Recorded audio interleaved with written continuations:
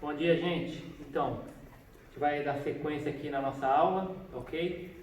Hoje apenas online, uma aula gravada. Uma pena não ter vocês aqui, mas é um momento que a gente tem que entender que todo mundo precisa colaborar, né? Mas vamos lá, vamos dar sequência ao nosso tempo aqui de aula. A gente vai falar um pouquinho sobre essa questão da certeza da salvação, certeza da vida eterna, tá bom? Não só a certeza, mas também a segurança, como a gente falou na aula passada. Tem gente que tem certeza, mas não tem segurança, tá? Tem medo de perder, por exemplo. Então, vamos lá. Uma pergunta importante, algumas perguntas que eu vou fazer para vocês aqui no começo da aula e queria que vocês pensassem nela, respondessem agora e depois nós vamos dar sequência e talvez voltando para elas no final você responda de forma diferente, não sei. Sem medo de errar, responda isso aqui, ó. Primeiro, se você morresse hoje, é capaz, né? Se pegar o vírus aí, não dá para morrer hoje, mas tem outras maneiras de morrer hoje também. Mas enfim, brincadeira. Se você morresse hoje, teria certeza que iria para o céu? E aí eu quero dar ênfase aqui na palavra certeza. Você teria certeza, sem nenhum pingo de dúvida, se você morresse hoje, seria para o céu? Outra pergunta, em consequência dessa, se você chegasse lá no céu, né, e Deus lhe perguntasse, por que você acha que eu devo deixar você entrar no céu? O que você responderia? Imagina essa cena. Você morreu, chegou lá, imagina que seja assim, né? Chegou na porta do céu lá e Deus fala assim, espera aí, por que eu devo deixar você, fulana, entrar aqui no meu céu? O que você responderia?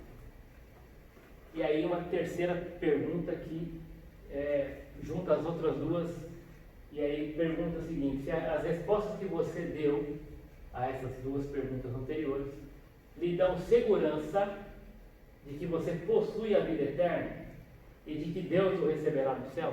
E aí a primeira pergunta, e essa terceira é a resposta sim ou não. Não tem como fugir disso. Tem certeza que vai para o céu se morrer hoje? Sim ou não? As respostas que você deu dão segurança? Sim ou não? Então vamos lá, vamos ver um pouquinho de Bíblia agora para tentar entender e responder essas perguntas que foram feitas aí. A primeira questão, tá? Nós temos que entender o primeiro ponto aí. Por que o homem precisa de salvação? Por que o ser humano necessita de salvação? Isso a gente vai ver a resposta lá em Romanos, um dos textos, né? Capítulo 3, versículo 23. Vamos começar a montar o quadro aqui do ser humano e da humanidade. Romanos 3, 23, um texto bem conhecido por muitos, vai dizer o seguinte: porque todos pecaram e estão destituídos, ou conforme outras versões, carecem da glória de Deus. Então, primeira questão, todos pecaram. E aí você tem que entender que esse todos, né, me inclui a mim, inclui qualquer ser humano que já nasceu, que ainda nascerá. Essa palavra todos engloba todo mundo, todas as pessoas, ok? Todos pecaram, estão destituídos, afastados da glória de Deus. Esse Deus santo, né? Esse Deus que não suporta pecado, como nós vimos na aula passada, lá em Gênesis, assim como por meio de um homem entrou o pecado no mundo, Adão, e a partir de Adão, o homem está separado espiritualmente de Deus, por causa do pecado. Os vossos pecados fazem separação entre vós e o vosso Deus, ok? Então, aqui dentro do argumento de Paulo, na carta aos Romanos, ele vai chegar num ponto que vai dizer assim, todos pecados. Você pode imaginar qualquer pessoa nesse mundo, ela é pecadora, ela nasce no pecado, ela nasce com a semente do pecado. E a condenação, né, da morte, o salário do pecado é a morte, que é o que nós vamos ver depois dentro do argumento de Paulo mais para frente no capítulo 6, verso 23. É exatamente isso que ele vai dizer lá. Porque o salário do pecado é a morte. O salário do pecado é a morte. Então vamos traçando aqui, montando aqui então o nosso quebra-cabeça. Todo mundo é pecador, o salário do pecado é a morte, logo, né, todos merecem, ou qual a recompensa do pecador? Salário, o que você entende por salário? Né? Se a gente pudesse resumir aqui, salário é uma recompensa, né? Podemos definir assim, justa, né? combinada, provavelmente ali, que é oferecida pelo trabalho praticado dentro de um período. Então, o salário é uma recompensa, né, dada pelo trabalho praticado, pelo trabalho feito dentro de um período. Quem trabalha, recebe salário, sabe o que significa isso. Tem gente que recebe salário diário, tem gente que recebe salário semanal, tem gente que recebe salário mensal, e tem gente, como alguns jogadores de futebol, que recebe por temporada, né? Já ganha o salário lá por 1 ano, 2 anos, 3 anos, já recebe na conta lá pela temporada, tá bom? Ou algumas temporadas, né? Então, enfim, é a recompensa, né, pela obra praticada dentro de um período. Muito bem, qual é a recompensa do pecador conforme esse versículo? O salário do pecado é a morte. Então, a recompensa é a morte. Se todo mundo é pecador, então a recompensa para todos, que é o pagamento justo pela obra praticada, ou as obras que as pessoas fizeram dentro do seu período, que é o período de vida, o salário do pecado é a morte. Que morte é essa? Separação eterna de Deus. Estão destituídos da glória de Deus. Muito bem. E aí entra então o papel de Cristo no mundo para a humanidade. Por que Jesus então teve que vir ao mundo? Então, se você entende, né, ou se você não entende que é pecador, se a pessoa não entende que ela é pecadora, então ela não vai também conseguir conectar por que Jesus teve que vir ao mundo. Né? Ela vai tentar uma resposta, mas não vai encaixar, porque ela precisa, para compreender o propósito da vinda de Jesus, ela tem que reconhecer que ela estava perdida, que ela estava separada de Deus. Se a pessoa não entende isso, o propósito de Jesus fica sem nexo, tá bom? Jesus veio para buscar o perdido, só que se a pessoa não entende que ela está perdida, a vinda de Jesus não tem propósito para ela, tá bom? Jesus veio para curar os doentes, ou seja, Jesus veio para salvar o pecador.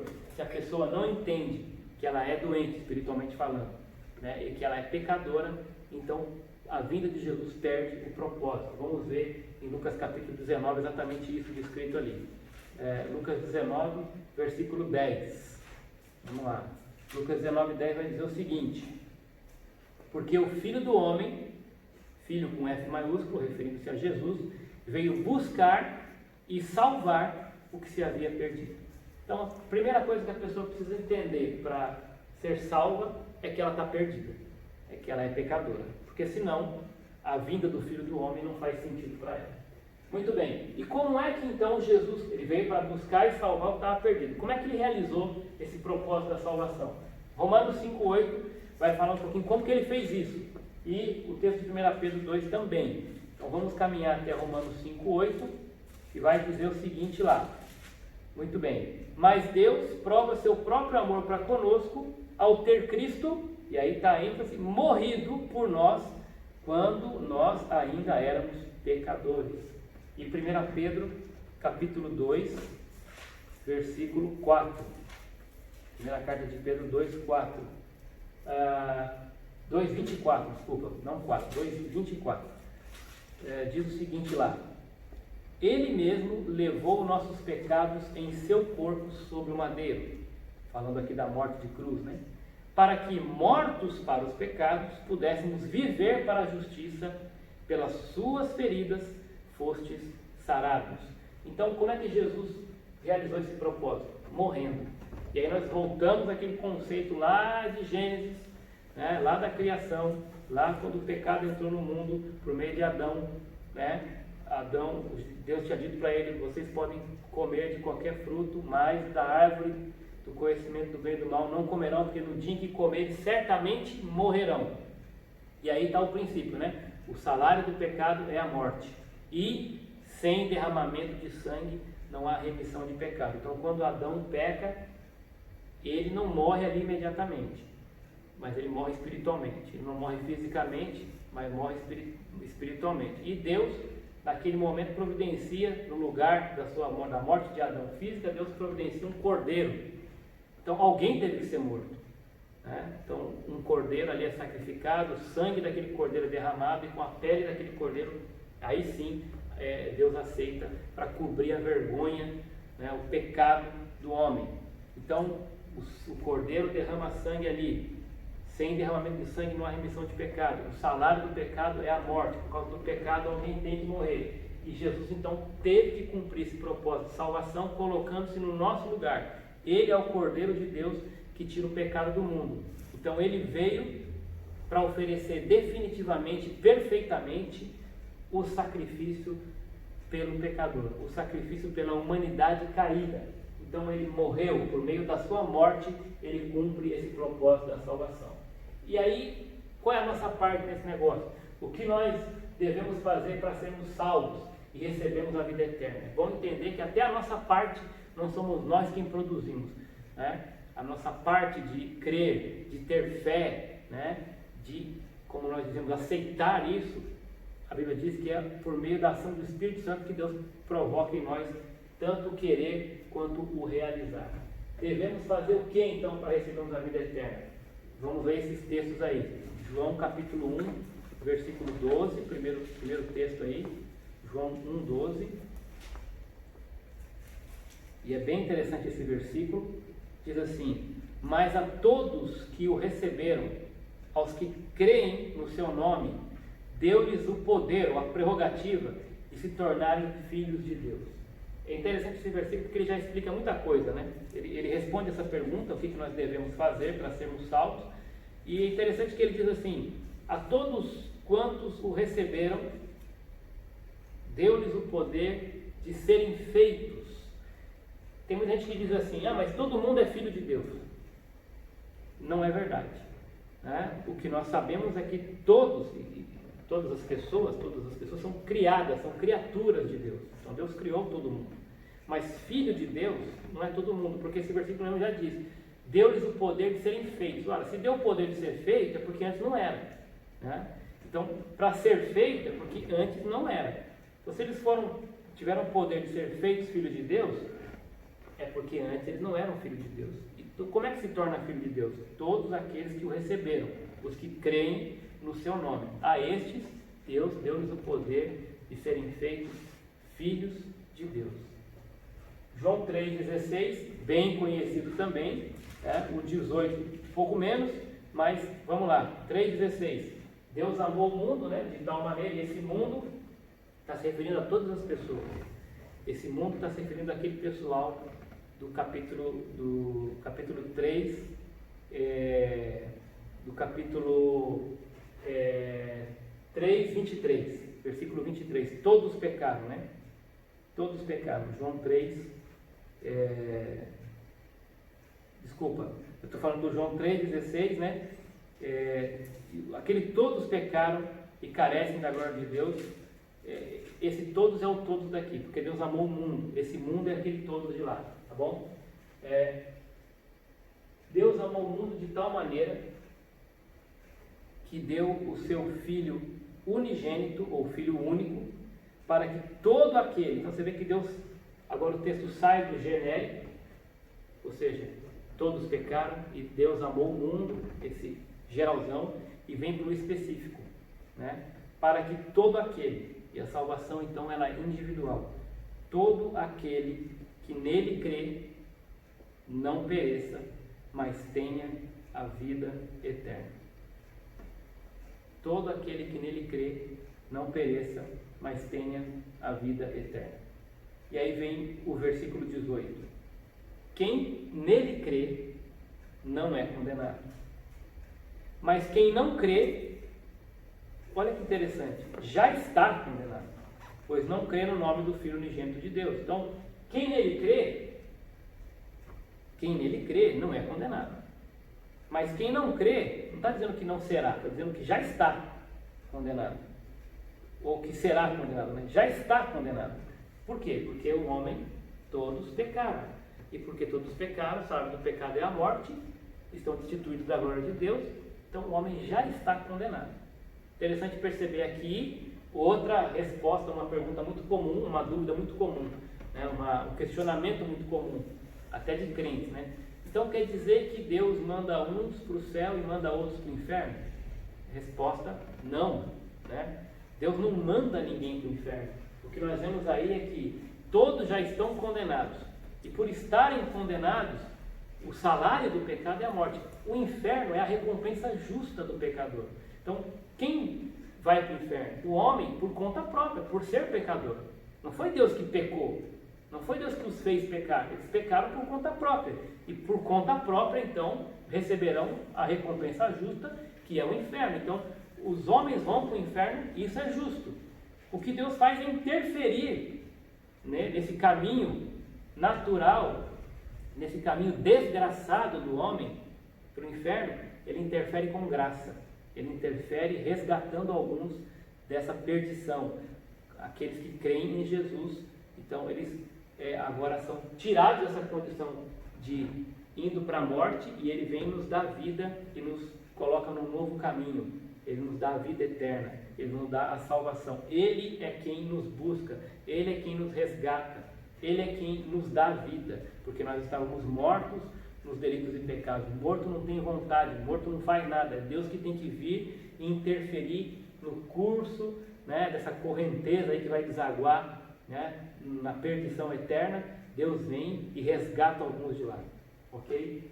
Quem? Aqueles que creem no seu nome. Quem crê não é condenado, mas quem não crê, já está condenado, caminhando para a morte eterna. Romanos 10, 9 e 10. Interessante também esse texto. Vamos lá.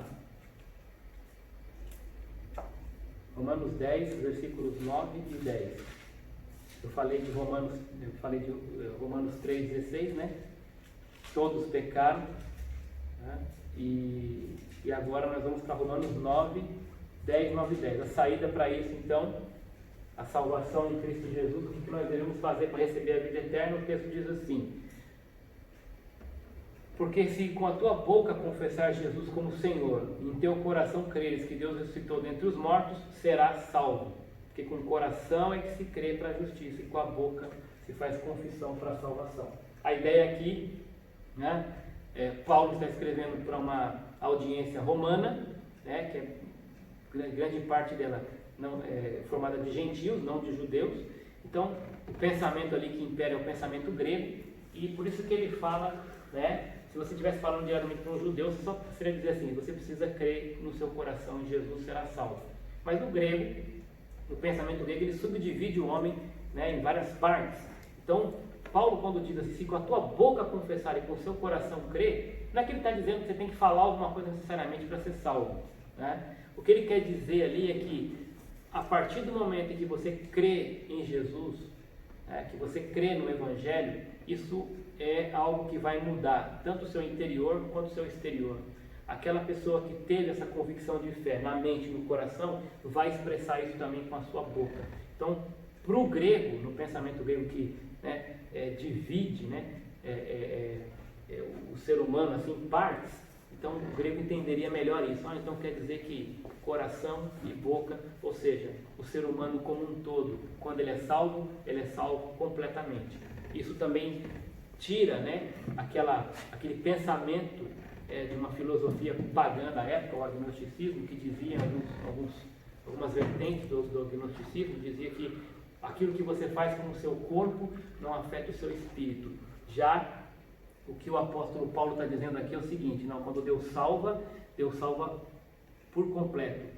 Ele é uma convicção de mente e coração, mas também que se expressa numa ação externa, num comportamento que também é mudado. A sua boca vai confessar isso, a sua vida vai ser mudada e transformada por inteiro. Então importa assim, o que acontece dentro tem que transformar também por fora. Então não me venha com essa de que eu sou crente, mas eu continuo falando a mesma bobagem que eu falava, fazendo a mesma coisa que eu fazia. O importante é que eu acreditei lá no meu coração. Não, se você acreditou de fato, você vai dar fruto. Isso vai ter transformação na sua vida, até nas suas palavras. Isso vai ser mostrado por uma confissão de vida. Essa é a ideia aqui, tá bom? Muito bem. Agora a pergunta, obviamente aqui já tem sido respondida nas entrelinhas, mas é bom ficar bem claro isso. As boas obras levam alguém até Deus? Ou seja, tem algo que o homem possa fazer para cooperar nesse processo de salvação? Ele consegue, por boas obras, adquirir o céu por aquilo que ele faça, por seu mérito próprio?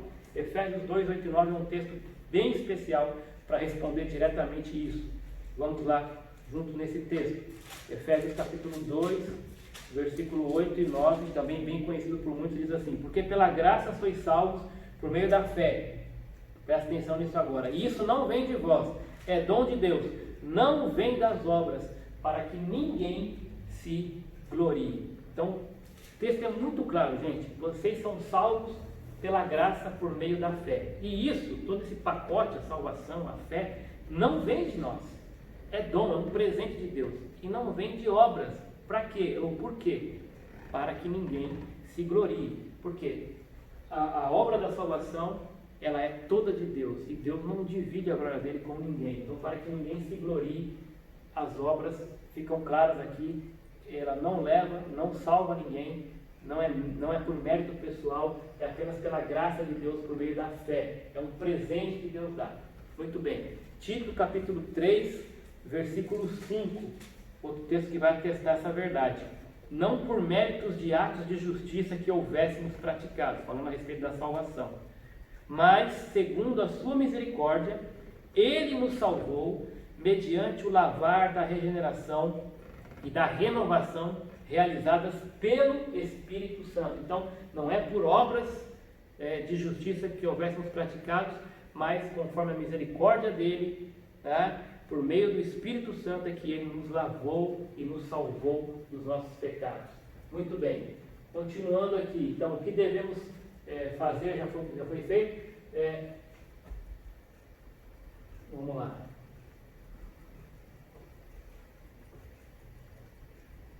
O que acontece então no momento em que nós cremos? Que é a próxima pergunta aqui. Então você entendeu isso, Deus criou esse entendimento no seu coração, esse desejo, você aceitou Jesus. O que acontece então, o que a Bíblia diz que acontece no momento em que nós cremos? João capítulo 3, versículo 36 fala sobre isso. Quem crê no Filho tem a vida eterna. Quem, porém, mantém-se em desobediência ao Filho não verá a vida, mas sobre ele permanece a ira de Deus. Então, quando nós cremos, o texto fala, tem a vida eterna. É uma pergunta interessante, o que significa ter a vida eterna, né? Porque, vamos falar de eterno, só Deus é eterno. Então, como é que pode, sendo só Deus o eterno, né, a gente ter vida eterna? Então, nós ficamos iguais a Deus? Não é isso do que eu estou falando. Né? Só Deus é eterno, é verdade. O que significa ser eterno? Não tem começo nem fim. Nós, como seres humanos, somos infinitos. Nós não temos fim também.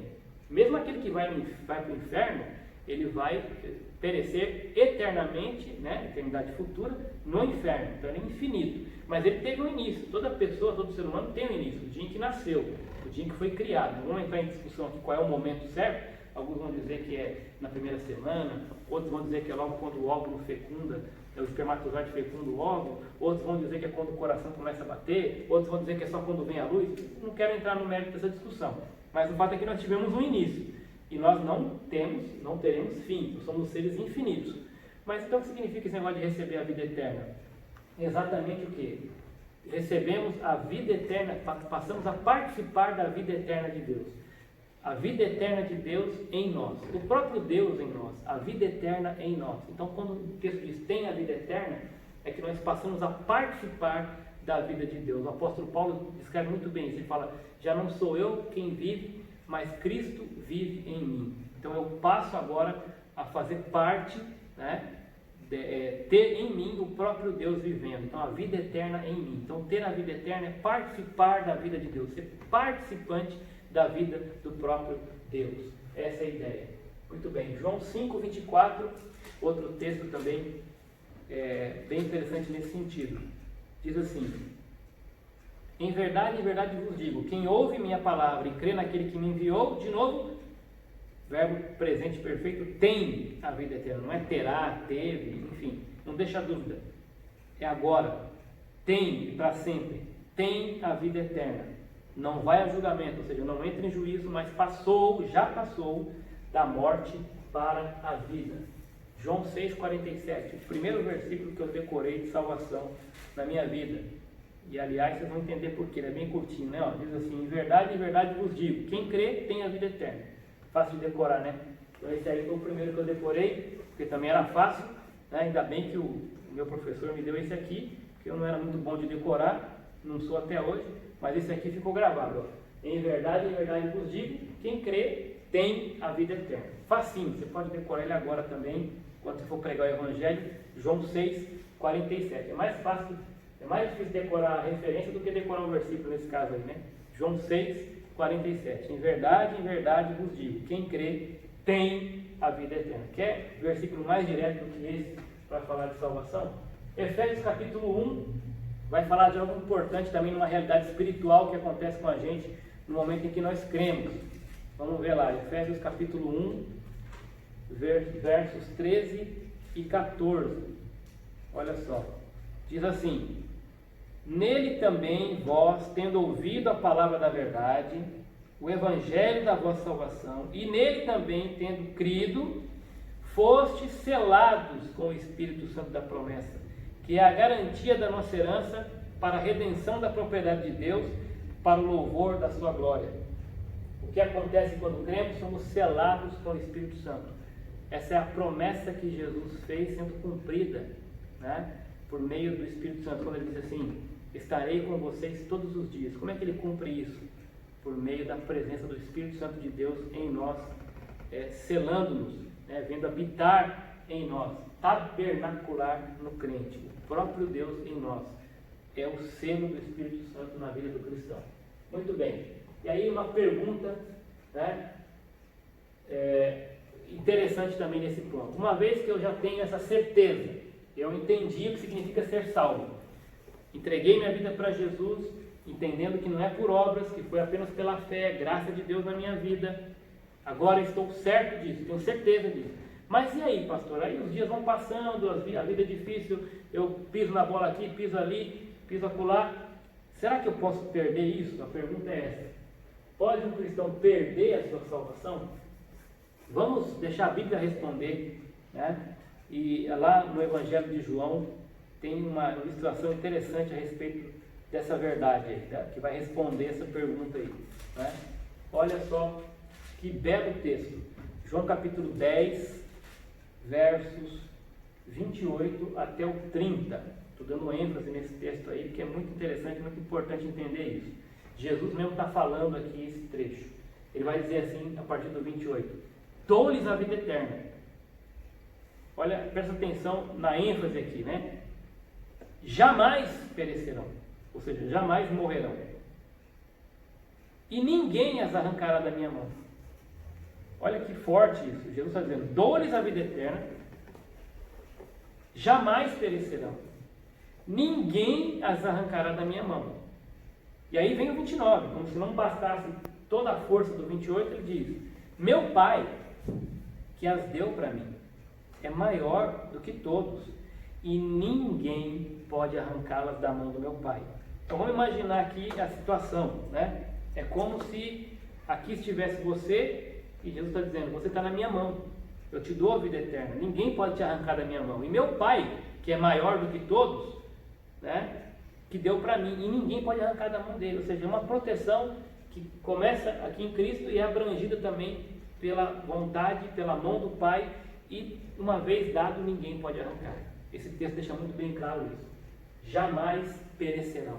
Uma vez dada a vida eterna, ela é para sempre. Tá bom?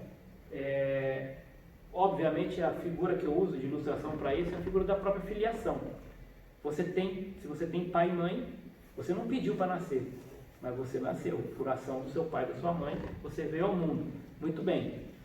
E aí, mesmo que um belo dia você acorde dizendo que não tem pai, que não quer mais saber do seu pai, falando contra o seu pai, você foge de casa, vai morar longe do pai, enfim, você faça um monte de coisa que não tem nada a ver com aquilo que teu pai te ensinou, nunca isso vai mudar o fato de que aquela pessoa ainda continua sendo teu pai. Se você for agora daqui do Brasil lá para o Japão e viver o resto da vida lá, mas se pegarem um fio do teu cabelo de lá, fizeram o exame, vão descobrir quem é teu pai aqui, né? Então, uma vez filho, filho para sempre. Você não fez nada para se tornar filho, não dependeu de você, assim como também não depende de você, você não pode fazer nada para deixar de ser filho do teu pai, tá bom? Então, você percebe isso? Isso aí é muito, essa ilustração é muito forte, né? Muito boa também para a questão da realidade espiritual. Você não fez nada para merecer a salvação, foi uma ação do Pai, foi uma obra do Pai. A salvação é por obra? É a obra de Cristo na cruz, por você. Então, não é mérito seu. Você não ganhou a salvação porque merecia, você ganhou porque Deus resolveu, decidiu te amar, Ele te escolheu. Então, quando Deus fez isso, você estava morto, Ele te deu vida. Então, não dependeu de você em nada, a glória é toda dele. Da mesma forma, uma vez salvo, uma vez tornando-se filho, também você não pode fazer nada para deixar de ser filho. Por quê? Porque toda a salvação é toda de Deus, pertence a Ele, né? Uma vez dada a salvação, jamais perecerá. Você está na mão de Cristo. O Pai também guarda todo mundo na sua mão. Ninguém pode arrancar da mão, nem de Jesus, muito menos do Deus Pai. E Jesus está dizendo isso aqui muito claramente em João capítulo 10, versos 28 a 30. Ele diz: eu e o Pai, no versículo 30, somos um. Então, Cristo, mão de Deus, uma só mão, dela ninguém pode retirar, ninguém pode arrancar. Efésios capítulo 4, versículo 30, também falando da presença do Espírito Santo ali, né? Olha só que interessante, Efésios 4, 30, vai falar assim: não entristeçais o Espírito Santo de Deus, com o qual fostes selados para o dia da redenção. Então já há uma promessa de selo para o dia da redenção. Então já está selado. O Espírito Santo não é igual ao Espírito demoníaco. O Espírito demoníaco ele entra e sai. O Espírito Santo, uma vez que entrou, não sai mais, né? Ele é permanente. Então ele já está ali, uma vez com o Espírito Santo, já está reservado, selado para o dia da redenção. Então isso é prova de que uma vez salvo, salvo para sempre. Hebreus 7, 25, também mais um texto. O bom de aula assim é que a gente pode ler todos os versículos, não precisa se prender tanto ao tempo, né? Dá para ler todos, na aula é muito corrido, às vezes não dá para ler tudo. Bom, 7, 25. Portanto, também pode salvar perfeitamente os que por meio dele se chegam a Deus, pois vive sempre para interceder por eles. De novo, portanto, também pode salvar perfeitamente. Essa ideia de perfeitamente é uma salvação que não tem volta, né? Os que por meio dele se chegam a Deus, pois vivem sempre para interceder por eles. Muito bem, então não pode perder a salvação. E para terminar aqui, só para entender o que acontece quando uma pessoa se afasta, essa talvez é uma dúvida, né? Que a pessoa fala assim: mas e se a pessoa então vive, se converteu, mas aí depois volta para o pecado, volta para o mundo, né? E aí se afasta de Deus, como é que fica isso? Ainda assim está salvo? Gente, uma vez salvo, salvo para sempre. O que nós temos que questionar aqui, que a Bíblia fala, ela compara o cristão a uma árvore que está arraigada num bom solo e vai produzir, vai dar fruto e muito fruto. O que nós podemos questionar aqui é se em algum momento essa pessoa de fato ela se converteu, se em algum momento de fato ela entregou sua vida para Jesus, ela teve convicção de salvação. Mas a parábola aqui do filho pródigo é uma ótima parábola para explicar um pouco essa questão. Vocês conhecem bem a história do filho pródigo, se não conhecem, podem dar uma lida ali em Lucas capítulo 15, verso 11 a 31. Esse filho, ele chega um momento da vida, com o pai ainda vivo, ele pede parte da herança dele, a parte dele, era como se estivesse dizendo assim para o pai: para mim o senhor morreu, quando pede a herança para o pai ainda vivo, é uma insulta muito grande, mas o pai mesmo assim concede a parte dele, ele vai embora. Ou seja, mesmo ele tendo dito, em outras palavras, para mim o senhor morreu, ele continuava sendo filho. Tanto é que o nome da parábola é filho pródigo, ele nunca vai deixar de ser filho. Ele sai ali, vai gastar todo aquele dinheiro, e o texto vai dizer lá na frente que ele gasta tudo aquilo, chega a um ponto que ele tem que comer comida, ração de porco, e aí ele cai em si e fala: puxa, o que eu fui fazer? Eu tinha tudo do bom e do melhor, estava lá com meu pai e tudo, eu quero voltar. Eu vou voltar, estou arrependido, então eu vou voltar e vou pedir perdão para meu pai, vou pedir que ele me conceda pelo menos trabalhar como um servo lá, né? E aí ele faz isso, ele volta arrependido, e aí quando o pai o vê, ele fala: perdão meu pai, eu pequei, né? E eu quero, não sou digno de ser tratado como um filho, quero ser tratado como um escravo. E o pai fala: que é isso meu filho, você estava perdido, mas agora você foi encontrado de volta. E o pai restaura o filho àquela posição, dá uma festa para ele. Aí diz que o irmão, vendo isso, ficou com ciúme, e aí o pai fala: mas ele estava morto, agora ele reviveu, você deveria estar feliz com isso, né? porque você também está do meu lado aqui, sempre tudo foi seu também. Enfim, essa parábola do filho pródigo tem algumas lições para nós quanto a esse ponto aí, do que acontece quando uma pessoa se afasta. Ela perde galardões e recompensas eternas. O filho pródigo, quando se afastou do pai, ele perdeu todo aquele ambiente de bênção que cercava ali, né, a sua pessoa, né, que estava à volta da casa do pai, da mesa do pai. Ele perdeu todo esse conforto, todas essas recompensas que ele teria. Ele pegou sua parte e foi embora. E aí, no momento em que ele gasta tudo aquilo, ele perde esse privilégio de estar perto do pai e ter as bênçãos que envolviam estar na casa do pai. Então ele perde isso, assim como um cristão que se afasta, perde as bênçãos da comunhão, perde as bênçãos da intimidade com o pai. Claro que o pai não vai estar abençoando e vai estar galardoando um filho que se afastou. Ele está longe, o filho que decidiu se afastar. Então ele vai perder bênção pelo fato de ele ter decidido se afastar do pai. Né? E tem gente que mesmo aqui na igreja física, no prédio, né, congregando, pode estar longe do pai e perdendo bênção, mesmo participando dos cultos ou de outras atividades, porque está longe da pessoa, da intimidade com o pai. E, consequentemente, ele perde não a salvação, mas os benefícios da salvação, que são o quê? Paz, perde a alegria, perde a realização em Deus, em Cristo, a realização como cristão e outras coisas mais que estão atreladas aos benefícios de ser salvo, de ser um cristão, de estar em comunhão com Deus e com a igreja.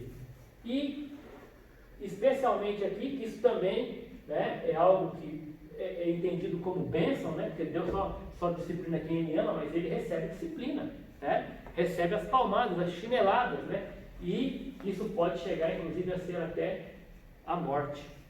A morte pode ser uma disciplina de Deus para quem está afastado. Né? Quantos nós não conhecemos aí que se afastaram dos caminhos de Deus e a vida foi ceifada aí prematuramente? Por quê? Porque se colocou em caminhos perigosos, né? Caminhos que de fato não agradavam a Deus, e Deus, por amor, por misericórdia, resolveu dizer para a pessoa o seguinte: olha, a melhor maneira de você me glorificar na terra agora é morrendo, né? Porque aí você para com essa vida pecaminosa. Então, aqui olha que interessante esse texto que eu acabei de citar sobre a disciplina de Deus para aqueles a quem Ele ama. Capítulo 12 de Hebreus, do 9 ao 13, diz assim: além disso, tínhamos nossos pais humanos para nos disciplinar, e nós os respeitávamos. Logo, não nos sujeitaremos muito mais ao Pai dos Espíritos e assim viveremos?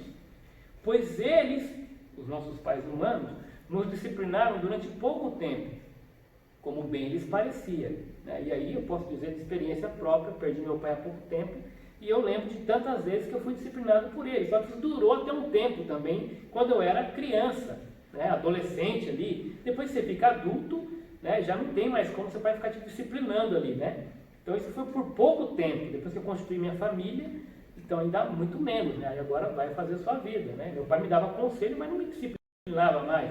Eu não estava mais debaixo, né, da sua tutela nesse sentido, não estava mais obedecer, mas sim honrar, porque eu não preciso honrar meu pai até agora, depois de morto. Mas olha só, então isso foi por pouco tempo a disciplina deles. Mas Deus nos disciplina para o nosso bem, para sermos participantes da sua santidade, para parecermos mais com Ele. É por isso que Ele nos disciplina. Quando meu pai me disciplinava, porque eu fazia alguma coisa que ele entendia que não era certo, não era correto, não era aquilo que era por direito, que era aquilo que ele entendia ser o correto. Por isso ele disciplinava. Então Deus faz a mesma coisa, para o nosso bem, para sermos participantes da sua santidade. Nenhuma disciplina parece no momento um motivo de alegria. É verdade, na hora você acha que aquilo ali, né, não é para o seu bem, mas parece ser motivo de tristeza. E é fato, ficamos tristes quando somos disciplinados. Deus, porém, produz um fruto pacífico de justiça, nos quer por ela. Deixa eu ler de novo. Deus, porém, produz um fruto pacífico de justiça, nos que por ela tem sido exercitados. Então, o que esse texto está dizendo? Que no primeiro momento, quando a gente é disciplinado, fala assim: mas Deus não me ama, né? Deus não está do meu lado, né? Vamos dizer assim. Mas a ideia que o texto está dizendo é o seguinte: pode parecer no primeiro momento ruim, mas Deus usa aquilo para que aquilo produza um fruto em nós, né? Naquelas que estão sendo exercitadas por ela. Tá bom? 1 Coríntios 11, 32.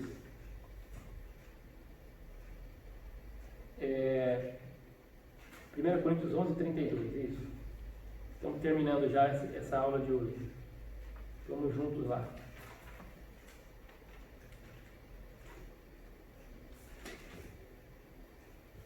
Quando, porém, somos julgados pelo Senhor, somos corrigidos para não sermos condenados com o mundo. Então, quando Deus nos disciplina, essa correção é para o nosso bem. Para quê? Para não sermos julgados com o mundo, porque nós não somos do mundo. Nós somos filhos de Deus, não somos deste mundo. Então Deus nos disciplina aqui para não sermos julgados com o mundo. O mundo vai ter uma disciplina um dia.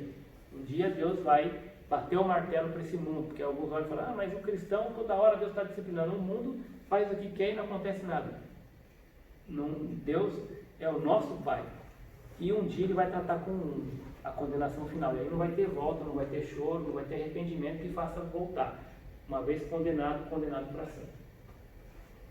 Finalmente aqui, o que acontece quando uma pessoa se afasta? Recebe a disciplina, né? Perde o benefício, perde o galardão e vai colher o fruto daquilo que plantou. Tá? É óbvio, Deus ele é o nosso Pai, Ele nos ama, mas a palavra de Deus diz aquilo que você semear, você vai colher. Gálatas capítulo 6, versículos 7 a 9. Vamos lá. Gálatas capítulo 6, versículos 7 a 9.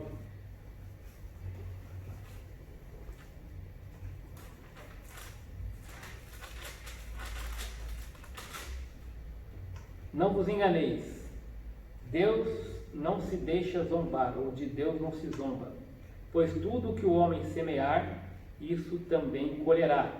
Pois quem semeia para a sua carne, da carne colherá ruína. Mas quem semeia para o Espírito, do Espírito colherá a vida eterna. E não nos cansemos de fazer o bem, pois se não desistirmos, colheremos no tempo certo. Ora, isso é uma lei natural, o que você planta, você colhe. E Deus, Ele é justo, ok? Então Ele nos disciplina, e Ele permite que venha sobre nós, muitas vezes, né, naturalmente, o resultado daquilo que nós procuramos. Então, por exemplo, eu vou falar aqui, problema de saúde, o camarada chega lá e fala assim, meu Deus, o que está acontecendo, né, esse problema comigo, Senhor, porque permitiste que eu tivesse essa pedra no rim? A resposta é, porque você não se cuidou, porque você não toma água, porque você não toma certos cuidados, aí o seu corpo vai, né, produzir essas pedras. Então, se você estiver se cuidando, é uma questão lógica. Então, agora tudo bem, você vai orar, vai pedir misericórdia de Deus, mas qual é a resposta para a sua oração? Tenha mais vergonha na cara. Vai tomar alguns cuidados de saúde. Então você plantou, você colheu. O cara está lá orando, pedindo a Deus, por que eu estou passando essa dor, essa tribulação toda com a minha saúde e tal, né? Eu estou com um problema sério no pulmão, mas fumou a vida inteira, bebeu a vida inteira. Agora o cara está orando, pedindo misericórdia para Deus, mas ele que plantou, ele está colhendo. Né? Então não adianta depois querer, né, que as coisas se transformem de um dia para o outro, tá bom? Então aquilo que você plantou, você vai colher. Quinto, como eu falei, ele pode vir a ser levado pelo Senhor. É uma disciplina de Deus também, e isso pode acontecer em casos aqui onde Deus vai acabar tirando a própria vida da pessoa, né? Como consequência de se afastar dos seus caminhos, se afastar da pessoa, da comunhão com Deus. 1 Coríntios 11, 30 é um relato disso também. Quando no contexto ali daquele texto que fala da ceia, né? 1 Coríntios 11, que começa ali no versículo 23, ele vai falando daquele problema de desunião da igreja, né? De divisão e tal, né? E ele vai exortar a igreja quanto a isso, para tomar a ceia do Senhor de maneira digna. E quando chega no versículo 30, né? Quando ele está falando de pessoas que comiam e bebiam indignamente, ele fala, por essa causa há entre vós muitos fracos e doentes, e muitos que já morreram. Deus disciplinou pessoas, tirando a vida delas, porque elas estavam procedendo no meio do corpo de Cristo de maneira indigna, né? Não honrando a Deus com as suas vidas. E aqui é um caso bem grave também, 1 Coríntios 5, aquele texto forte que Paulo fala para entregar o camarada a Satanás, né? E o que estava acontecendo ali na igreja nesse momento? De fato, ouve-se que há imoralidade entre vós, imoralidade do tipo que nem mesmo entre os gentios se vê. a ponto de alguém manter relações sexuais com a própria mulher do seu pai, ou seja, com a madrasta. E estáis cheios de arrogância. Não devis, pelo contrário, lamentar e expulsar do vosso meio quem cometeu isso? Então Paulo está alertando para um pecado gravíssimo no meio da igreja, de um homem mantendo relação com a madrasta, e a igreja ainda achando que estava tudo bem. Paulo fala assim, deveriam ter mandado esse cara embora, expulsado do meio. E aí ele diz, embora ausente, né, fisicamente, estou presente em espírito, e já julguei quem fez isso como se estivesse presente. E aí ele vai dar a dica, quando vos reunires em nome de nosso Senhor Jesus, versículo 4, e eu estando convosco em espírito, junto com o poder de nosso Senhor Jesus, versículo 5, entreguem esse homem a Satanás, para quê? Para a destruição da carne, para que o espírito seja salvo no dia do Senhor. Esse versículo 5 é bem intrigante, bem interessante, porque ele chama a igreja, convoca a igreja para pegar esse camarada que estava em rebeldia, provavelmente um camarada cristão. Por que cristão, pastor? O cara que faz um negócio desse ainda é cristão e vai para o céu? Olha só o que diz o versículo 5. Ele é entregue a Satanás para a destruição da carne, para que o espírito seja salvo. Ou seja, se o espírito seria salvo, esse cara era crente. Mas estava com uma vida tão desregrada, cometendo atos assim tão absurdos, que a disciplina vem sobre ele. De que maneira? Entrega para Satanás. Satanás, a coisa que ele mais quer, né, é que isso aconteça. Porque quando um crente é entregue nas mãos dele dessa forma, o que ele vai fazer? Ele veio para roubar, matar e destruir. Então esse cara seria entregue a Satanás para quê? Para que a carne dele fosse destruída, mas o espírito preservado, né, salvo no dia do juízo. Então é isso que pode acontecer quando alguém se afasta de Deus. As últimas consequências aqui, né, não perder a salvação, mas perder a vida, perder as bênçãos, perder os galardões, enfim, colher aquilo que plantou. Lembre-se, suas obras serão julgadas pelo Senhor. Isso deve ficar muito bem claro aqui nesse texto final, 1 Coríntios 3, 11 a 15, nós vamos encerrar esse tempo aqui lendo esse versículo. Porque ninguém pode lançar outro alicerce além do que já está posto, qual é Jesus Cristo. E se o que alguém constrói sobre esse alicerce é ouro, prata, pedra preciosa, madeira, fogo ou palha, e a obra de cada um se manifestará, pois aquele dia a demonstrará, porque será revelado pelo fogo, e o fogo testará a obra de cada um. Se a obra que alguém constituiu permanecer, este receberá recompensa. Se a obra de alguém se queimar, este sofrerá prejuízo, mas será salvo como alguém que passa pelo fogo. Então Deus vai julgar cada uma das nossas obras, né? E isso é importante a gente lembrar, ok? Então fica aqui esse tempo, tá? Espero que vocês tenham compreendido. Qualquer dúvida vocês podem me procurar no WhatsApp, no grupo, tá bom? Ou pessoalmente mesmo, tá bom? E tirar essas dúvidas aí comigo. Tá bom? Deus abençoe e um bom dia para todos.